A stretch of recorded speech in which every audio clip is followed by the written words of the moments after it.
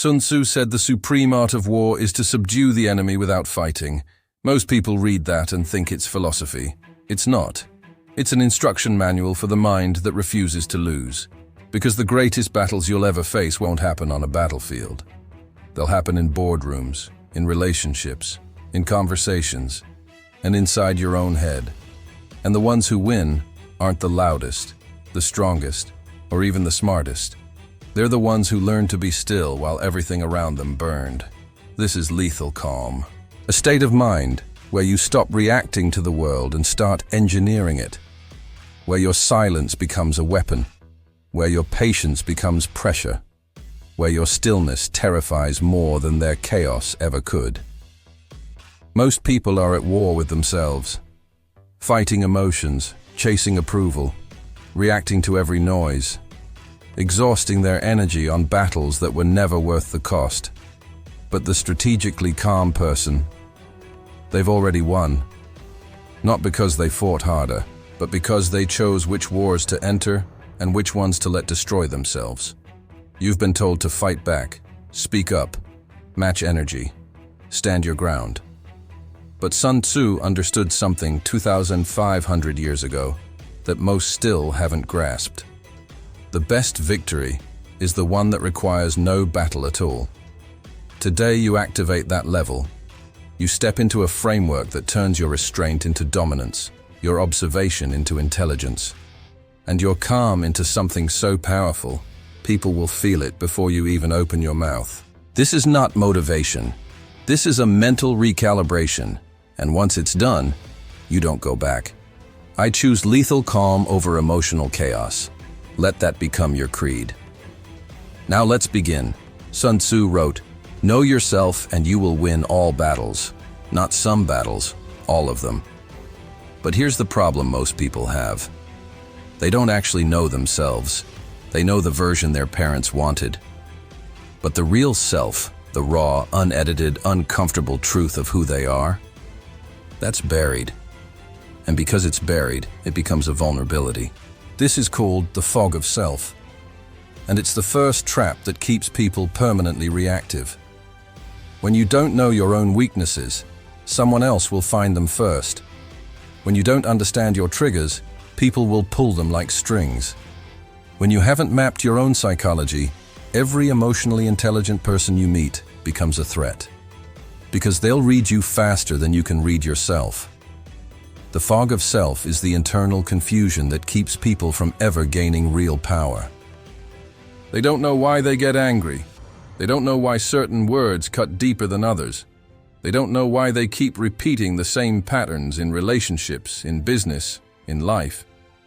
And because they never stop to decode themselves, they become predictable. And anything predictable is controllable. The first law of war is this: know your own terrain before you step onto anyone else's. Sit with your discomfort. Study your reactions. Ask yourself, what am I afraid of? Not the surface answer, the real one. What am I avoiding? What triggers me and why? What do I pretend not to care about, but actually obsess over? This is uncomfortable work, and that's exactly why most people skip it. They'd rather study other people's psychology than face their own. But the person who has mapped their internal world cannot be ambushed. You can't surprise someone who already knows their own darkness. You can't weaponize a weakness against someone who already turned it into armor. Once you clear the fog, you see everything sharper. People's motives, hidden agendas, subtle manipulations. Not because you became paranoid, because you became clear. And clarity, true internal clarity, is the most dangerous thing a person can carry into any room. Sun Tzu never told you to be the strongest person in the room. He told you to choose the right room. This is terrain awareness.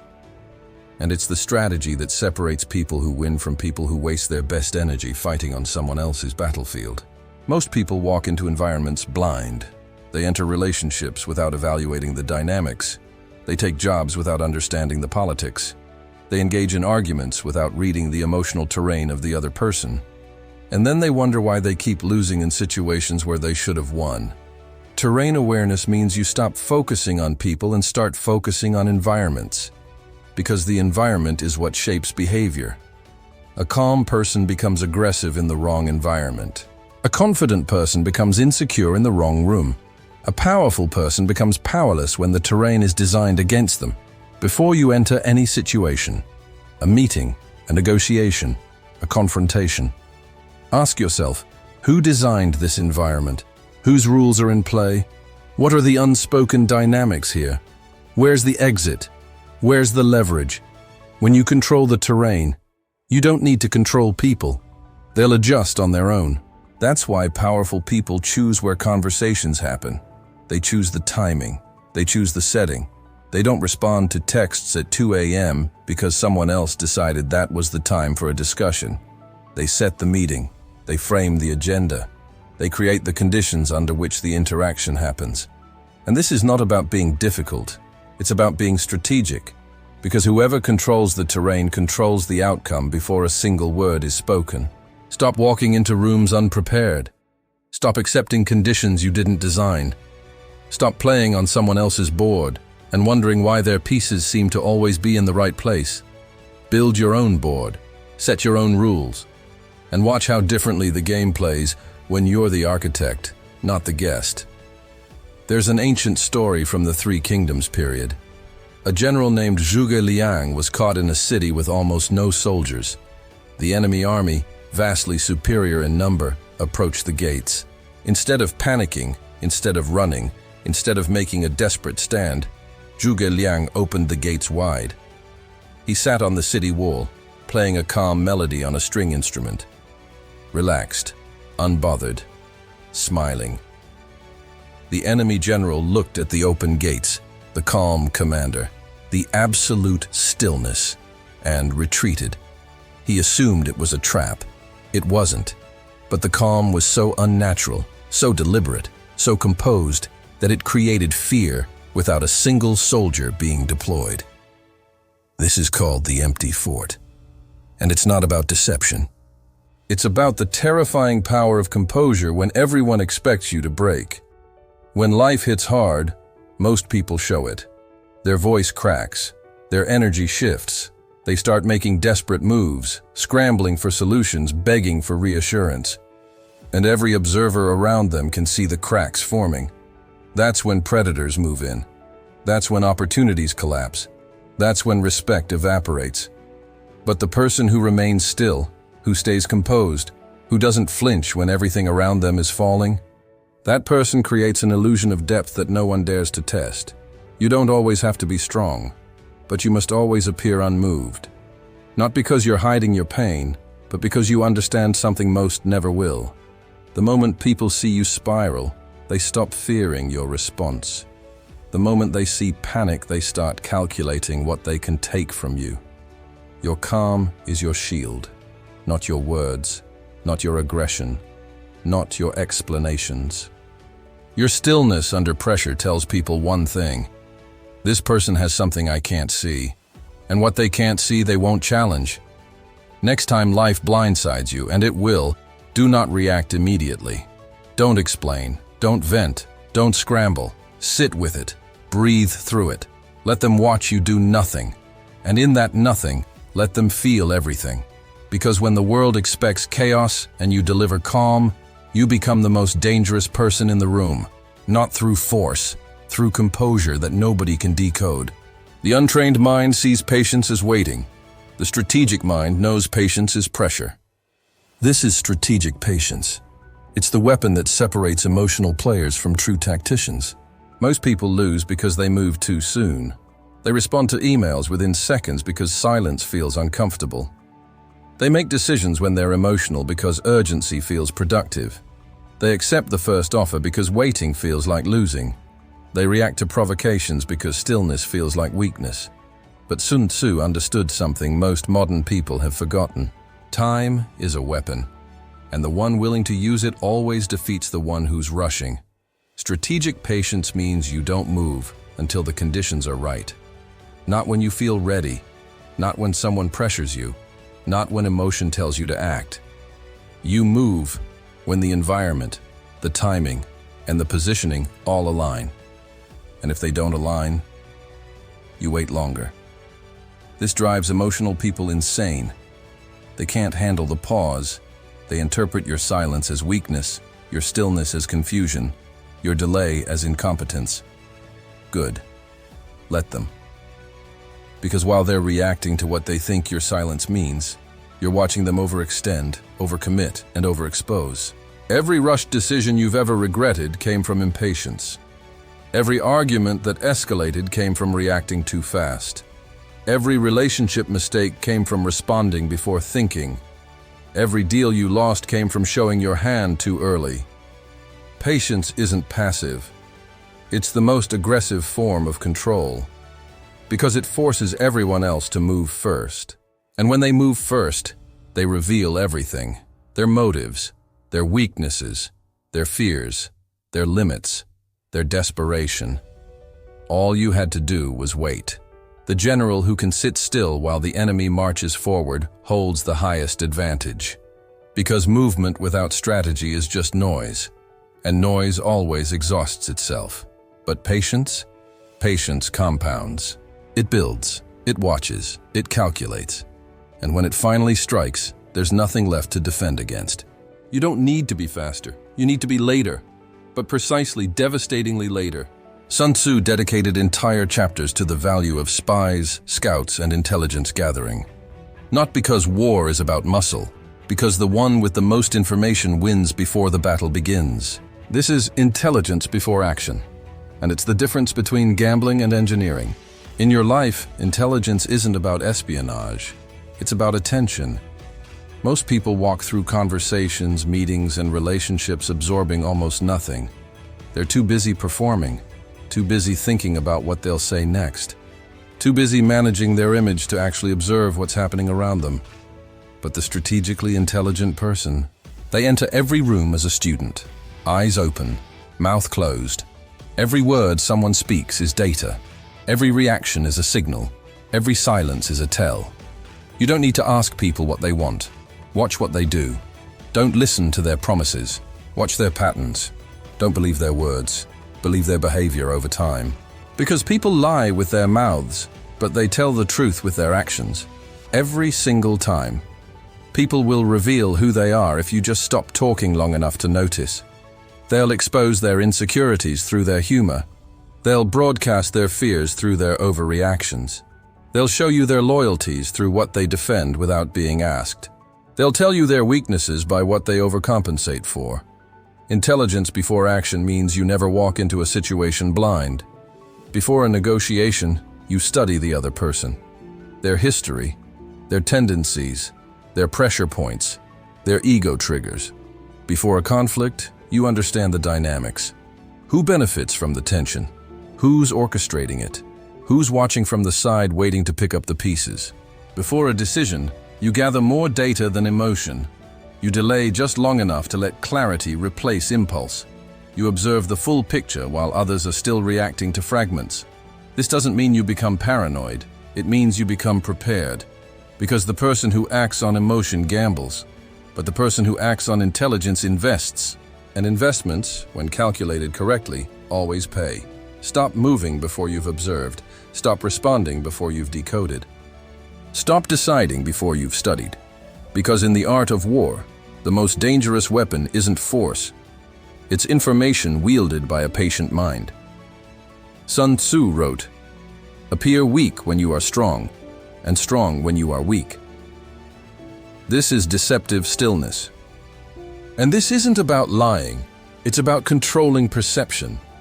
Because in every interaction, people are judging your capability, based on what you show them.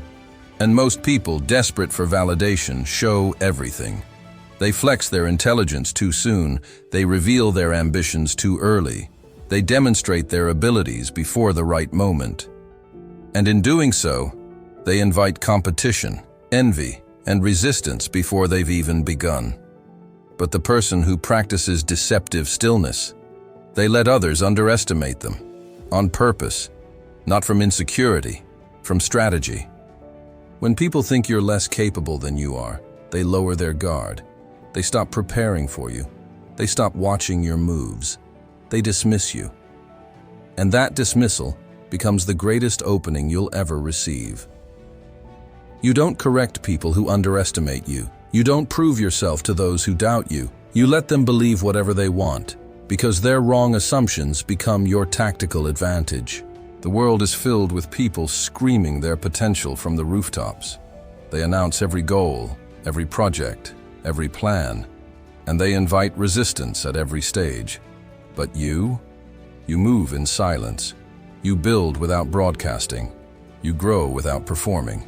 And when the time comes, when the positioning is right, when the preparation is complete, when the moment demands it, you reveal everything at once. And by then, it's too late for anyone to stop it. Appear ordinary, move extraordinary. That's not weakness disguised as strength. That's strength disguised as patience. And patience, in the hands of a strategic mind, is the most lethal weapon that exists. The person they dismissed last year is the same person they'll be working for next year. That's what deceptive stillness builds. Not attention now, dominance later. Here's a truth that ego-driven people will never accept. Sometimes the most powerful move is walking away, not quitting, not surrendering. Walking away with intention. Pulling back to regroup, retreating to reposition, losing a battle on purpose to win the war. Sun Tzu said, "He who knows when he can fight and when he cannot will be victorious." This is calculated retreat, and it's the most misunderstood strategy in existence. Most people stay in losing situations because their pride won't let them leave. They stay in arguments they've already lost. They stay in relationships that drain them, in jobs that suffocate them, in confrontations that serve no purpose. They stay because leaving feels like failure, and failure feels like death to the ego. But the strategist doesn't think in moments. They think in timelines. On a long enough timeline, the person who preserved their energy always defeats the one who wasted theirs. A calculated retreat says, "This battle isn't worth my resources right now. I'll pull back, conserve, rebuild, and return when the conditions favor me." That's not cowardice. That's warfare intelligence. Know when to disengage from a conversation that's going nowhere. Know when to leave a room that's draining your focus. Know when to step back from a project that's consuming more than it's producing. Know when to let someone else have the last word. Because having the last word and having the final outcome are two very different things. People who can walk away hold all the power. The moment someone realizes you're willing to leave, they recalculate. And recalculation in the middle of a game is exactly where mistakes are born. You don't retreat from fear. You retreat from wisdom. And wisdom always returns stronger than it left. Never attack head-on. Never confront directly when there's an angle. Never push through the front door when the side entrance is unguarded. Sun Tzu mastered this. In war, avoid what is strong and strike at what is weak. This is psychological flanking. It's why blunt force almost never creates lasting change. Most people address conflict with direct pressure. They argue louder, present harder, push directly, and they fail. Not because they're wrong, but because direct resistance creates direct opposition. Push someone, and their instinct is to push back. Confront someone, and their walls go up. Attack someone's belief, and they grip it tighter. Psychological flanking means you approach from the angle no one is guarding. You don't tell someone they're wrong. You ask questions that lead them to see it themselves. You don't fight someone's ego. You redirect it. You don't confront someone's belief. You introduce doubt through their own logic. Want to change someone's mind? Don't argue. Ask questions. Let them talk. Listen deeper than they expect. Then reflect their own contradictions back to them in a way that feels like discovery, not defeat. They'll shift. Not because you forced them, because they feel like they arrived at the conclusion on their own. This works in every arena. In business, don't pitch your product. Identify their pain and make your solution feel like their idea. In conflict, don't match aggression. Redirect it. Step aside and let their momentum carry them past you. In relationships, don't demand change. Create environments where the desired behavior becomes the path of least resistance. The greatest victories are the ones where the other person doesn't even realize they've been moved. They think they chose it. They think they decided it. But the terrain was designed, the options were curated, and the outcome was engineered by you. Flanking isn't manipulation. It's understanding that humans resist pressure but follow paths. Build the path, remove the obstacles, and let them walk exactly where you need them to go, while believing every step was their choice. That's not force, that's architecture. Sun Tzu's greatest teaching wasn't about how to fight. It was about how to make fighting unnecessary. The supreme art of war is to subdue the enemy without fighting. This is where everything you've absorbed converges. The ultimate expression of power isn't dominance through force, it's dominance through positioning so complete. That opposition becomes pointless. This is called winning without war, and it's the final evolution of lethal calm. Most people are addicted to the fight. They think dominance means clashing. They think power means confrontation. They measure their strength by how many battles they've survived. But the supreme strategist measures strength by how many battles they never had to fight. When you've built enough value, people don't compete with you, they cooperate. When you've established enough presence, people don't challenge you, they adjust. When you've created enough leverage, people don't resist you, they align. This doesn't happen through force, it happens through positioning, through consistency, through years of silent discipline. That compound into something so solid, so undeniable, so structural that resistance becomes impractical. You're not trying to defeat anyone. You're trying to become the kind of person that defeating would cost more than cooperating with. That's the highest form of strategy. That's the final position. The loudest wars are fought by the weakest minds. The strongest minds? They ended the war before it began. Not with weapons, with positioning, with patience, with presence. You've now crossed into territory most people will never access. Not because it's hidden, because it requires something they're not willing to give. Silence when they want to scream. Patience when they want to react. Stillness when everything in them says move. But you understand now, real power isn't performance, it's pressure. Quiet, constant, invisible pressure. That reshapes everything it touches without ever announcing itself. The people around you will feel the shift. They'll notice the change in your responses, the weight behind your silence, the composure that wasn't there before. They'll sense that something is different, but they won't be able to name it. Good. Let them wonder. Because you've stopped competing with their noise and started operating on a frequency they can't reach. You've stopped explaining your strategy and started letting your results echo through rooms you're not even in. This is what they don't prepare for. Not your anger. Not your aggression. Your calm. Your terrifying, calculated, unshakable calm. The kind that doesn't react when provoked. The kind that doesn't flinch when attacked. The kind that sits quietly while the world loses control and watches the chaos with eyes that have already calculated the outcome. You're not fighting old battles. You're not defending old wounds. You've upgraded your psychology and downgraded their access. That gap between who they think you are and who you've become, that's where your advantage lives. Let them hold on to the memory of who you were. Let them plan based on outdated intelligence. That version is gone.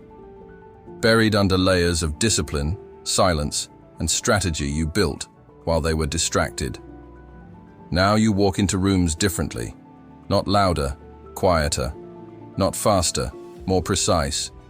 Not seeking attention, commanding it through absence of need. You don't announce your confidence, you just exist in it. Real presence doesn't ask for space, it creates it. People step back without knowing why. They choose their words more carefully. They stop making assumptions. They start asking. When they ask, you give them just enough. Never the full picture. Just enough to keep them aware. This is the tax for becoming powerful. You will be misunderstood. Called cold when you're clear. Called distant when you're disciplined. Intimidating when you're no longer performing comfort.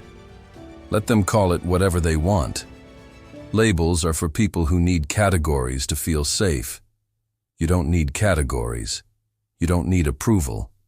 You don't need anyone to validate the architecture you've built in silence. Validation is a trap for the unfinished. You're not unfinished anymore. You've forged your identity. In discipline, in betrayal that taught discernment, in loneliness that taught leverage, in failure that taught the only lesson that mattered. You don't rise by fighting harder. You rise by thinking clearer. Your thinking is a weapon. Every interaction is a data point. Every silence is a strategy. Every decision is a calculated move. They're playing checkers. You're playing chess. That's the difference between reactors and designers. Reactors are loud, want to be understood. Designers are lethal, want to be effective. Reactors measure success by feelings.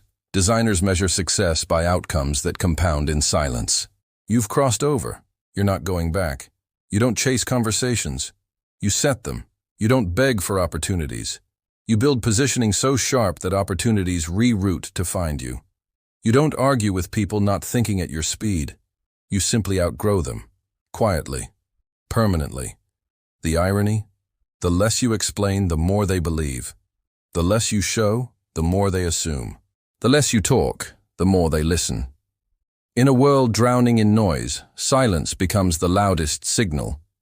You learned this from Sun Tzu, from war. Life doesn't reward fairness. It rewards positioning. It rewards those who see the board, study the terrain, move only when the timing is devastating. Every emotional reaction you refuse is a battle won. Every provocation absorbed is a wall they can't climb. Every word you choose not to say is a door they can't open. Every day in silence is another layer of armor. This is how you become untouchable. Not by building walls. By becoming so deep, so precise, so layered, they stop trying. Not because you defeated them, because they exhausted themselves against something they couldn't name. And that something is you. Calm, positioned, unmoved, lethal. You've completed the activation. This is not entertainment. This is warfare training for the modern mind. The silence that builds empires. The composure that breaks opponents. The patience that outlasts every aggression the world can throw. You don't need motivation. You don't need validation. You don't need permission. You need precision. Momentum. And a mind that operates like a blade. Quiet until it cuts. Invisible until it's too late. Stay still. Move once. Change everything. This is lethal calm, fully activated. You're not just dangerous now. You're prepared. And preparation, silent, disciplined, relentless, is the one weapon no one can take from you.